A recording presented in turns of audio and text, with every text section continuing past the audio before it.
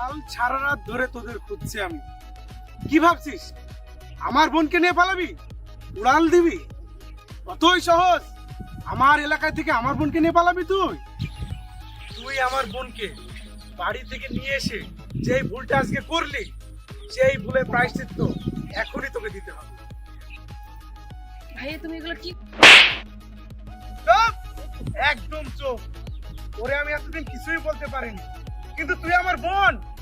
তোর শরীরে যে রক্ত বইছে ওই একই রক্ত আমার শরীরেও বইছে। কি ভাবছিস তুই হাতে চুড়ি পরে বসে থাকবো?